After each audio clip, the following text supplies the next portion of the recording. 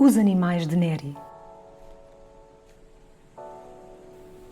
A propósito das Jornadas Europeias do Património, vamos embarcar numa viagem a partir da estação ferroviária de Campolide, em Lisboa, dando a conhecer algumas curiosidades a propósito do património azulejar ferroviário, em particular sobre os painéis de azulejo da autoria de Eduardo Neri existentes nesta estação. Inaugurada a 9 de julho de 1999, a estação de Campolide integra obras de arte de diferentes autores: Charters Almeida, Andreas Stocklein, Eduardo Neri, Francisco Simões. O artista português Eduardo Neri é autor de uma extensa obra numa multiplicidade de meios de expressão, desde o desenho, pintura, fotografia e objetos, desde a escala da pequena peça de interior até às peças de maior dimensão, com uma ampla presença no espaço público. Parte significativa da sua obra foi produzida com recurso aos painéis de azulejo, que encheram de cor outros tantos espaços e edifícios, nomeadamente na cidade de Lisboa. Na data em que passam 10 anos sobre a sua morte, venha connosco numa viagem à estação ferroviária de Campolide conhecer um pouco da sua obra.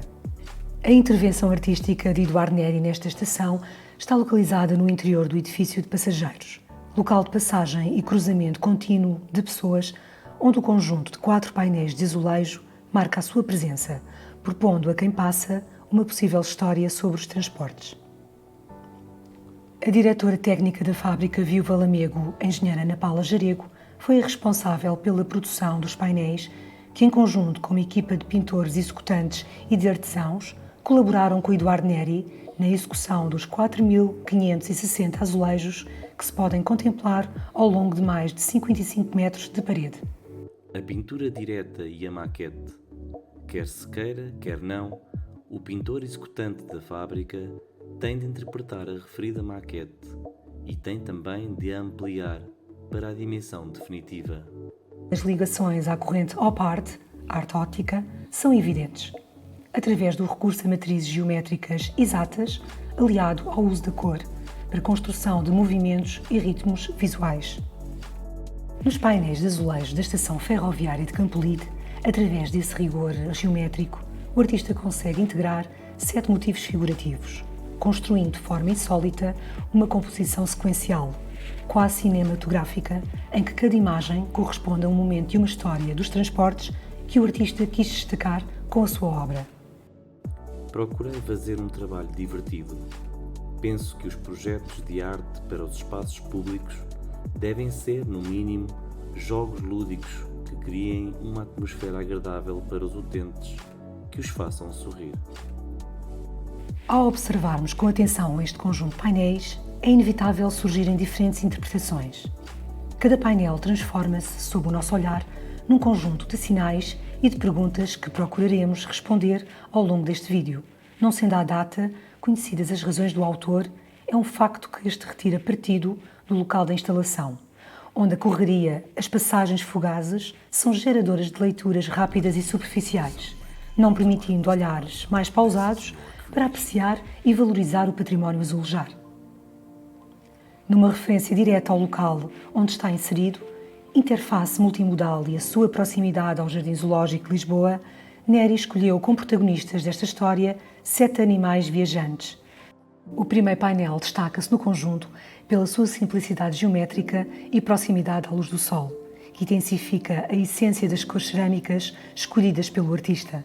A ausência de motivo figurativo permite que se destaque a linguagem plástica decorrente da fusão entre a cor, ritmo e rigor geométrico.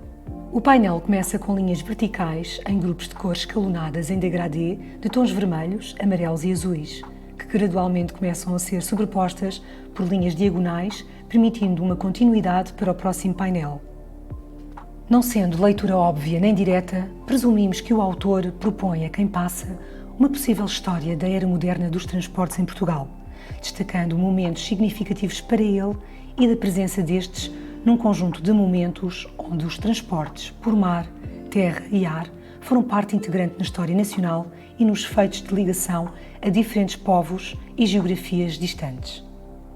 No seu primeiro momento surge a primeira personagem, o sábio da selva, personificado pelo orangotango Sumatra, nativo da Ásia, pendurado numa embarcação à vela, remetendo-nos para o primeiro meio de transporte transcontinental criado pelo homem. A silhueta planificada em azul escuro permite-nos especular que se trata da galera Viajante, que em 22 de novembro de 1869 foi a primeira embarcação portuguesa a atravessar o canal Suez sob o comando do marinheiro José Sabino Gonçalves.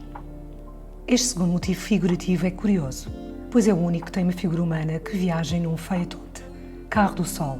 A designação faetonte tem origem na mitologia grega, em que Faetonte é um semideus, filho do deus grego do sol. No século XVIII, este termo designava um veículo de 4 rodas, puxado por uma parelha de cavalos e destinado a ser conduzido pelo seu proprietário. Provavelmente, o autor quis subtilmente representar a importância da condução de Portugal, levada a cabo pelo grande reformista António Maria de Fontes Pereira de Melo, no período de regeneração, figura de destaque na história dos transportes rodo- e ferroviários em Portugal. Foram projetos, iniciativas marcantes na história de Portugal, pois até aqui só as populações que viviam no litoral ou as que viviam à beira de algum rio navegável podiam usufruir de tais vantagens. Neri valoriza também a importância dos cavalos, que serviram de meio de transporte de pessoas por excelência durante séculos. Os progressos da navegação aérea em Portugal e as ligações aéreas entre Portugal e o Oriente também estão presentes neste conjunto de azulejos. No começo do século XX, existiu em Portugal um poeta e inventor, João da Mata Camacho Pina de Gouveia, que foi um dos pioneiros na construção aeronáutica portuguesa. Como podemos observar, Neri representou 2 papagaios na asa de um avião, provavelmente uma evocação ao evento de 7 de julho de 1912, Concurso dos Papagaios. Inventor de máquinas voadoras, João Gouveia não se limitou a construir aeronaves em miniatura, pois em 1909 apresentou à Academia de Ciências o projeto do avião Gouveia, tendo obtido apoio financeiro do governo português para levar a cabo a construção do primeiro aeroplano integralmente português. Contudo, ele não conseguiu realizar o voo. À semelhança do painel do Aeroporto Internacional de Macau, Neri destaca em Scampolide um momento histórico da aeronáutica portuguesa, neste caso a primeira viagem aérea Lisboa-Macau, realizada em 1924 pelos pilotos aviadores Brito Paes, Sarmento de Beires e do mecânico Manuel Gouveia, no avião biplano batizado Pátria 1, representado neste motivo figurativo. Outro evento histórico importante da aviação portuguesa está relacionado com o avião Dili, que surge em primeiro plano. Foi nele que se realizou a viagem aérea entre Lisboa, Timor, Macau, Índia e regresso a Lisboa, protagonizada em 1934 por Humberto da Cruz e António Gonçalves Lobato. O próximo motivo está relacionado com a aplicação da máquina a vapor aos transportes ferroviários. Como podemos observar pela silhueta planificada, estamos perante uma locomotiva a vapor com um sistema de rodados 440, que se admite pertencer à série 91 a 98, construída pela empresa inglesa Bayer, Peacock and Company, de Manchester. Adquiridas pela Companhia Real dos Caminhos de Ferro Portugueses para rebocar comboios para todo o tipo de serviços na rede ferroviária nacional, foram inicialmente utilizadas na zona de Lisboa desde 1887, na ligação entre Alcântara Terra e Sintra, e a partir de 1891, com a abertura da ligação ferroviária ao Rossio, asseguraram o transporte ferroviário no que hoje denominamos como linha de Sintra. A acompanhar a locomotiva negra surge um peixe escalar igualmente negro. Este peixe pertence a um grupo de peixes de água doce, muito resistente e originário da bacia do rio Amazonas, sendo uma espécie facilmente encontrada ao longo das margens do rio. Pode-se supor a analogia que Neri pretendeu estabelecer com o traçado de muitas das linhas férreas da rede ferroviária nacional, que também acompanham o percurso dos rios que lhe deram o nome e partilham o traçado, como foram os casos da linha do Douro, do ramal de Monção, ex-linha do Minho, e em boa parte das linhas do Leste e da Beira Baixa em Via Larga, bem como as linhas do Tâmega, Corgo, Tua, Sabor, Dão e Voga em Via Estreita. No início da era a vapor, os primeiros carros a vapor eram muito rudimentares, sendo que o seu desempenho nem sequer igualava os veículos com tração animal. Presumimos que, por este facto, Neri representa metaforicamente o veículo rodoviário de 4 rodas a transportar uma tartaruga, alusivo ao buggy, pequeno veículo rodoviário com tração animal que competiu nas estradas com os primeiros automóveis a vapor, à semelhança da fábula do Esopo, a lebre e a tartaruga. Até que a produção em massa do automóvel colocasse o seu preço acessível a um maior número de pessoas, os veículos de tração animal foram o meio de transporte mais comum nas cidades e nas zonas rurais. Só no início da década, em 1910, é que o número de automóveis ultrapassou o número de buggies existentes nas estradas.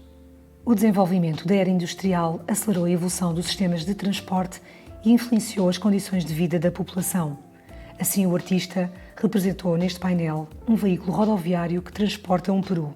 Analogia do autor, cruzando aquele que foi o primeiro carro popular da história, Modelo T, fabricado por Henry Ford, considerado o carro do século, que pela introdução dos sistemas de produção em massa e linha de montagem deu origem a um produto seguro, simples, confiável e barato, sinal de progresso técnico, mas também social.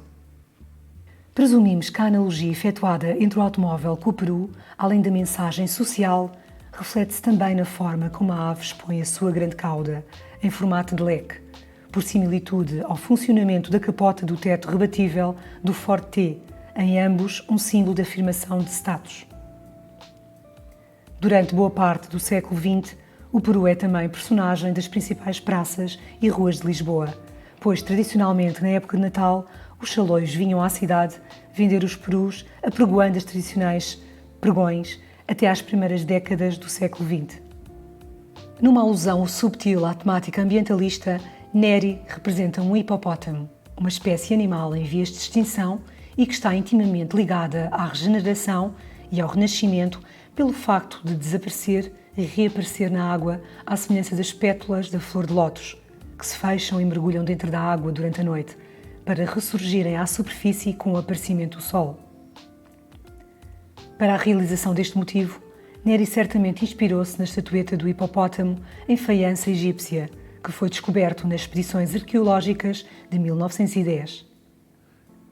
Reforçando a ideia de que esta obra de Eduard Neri poderá representar um ciclo fechado no tempo que se reinicia, uma história que se reconstrói tantas vezes quanto o número de pessoas que passam por estes painéis de azulejo.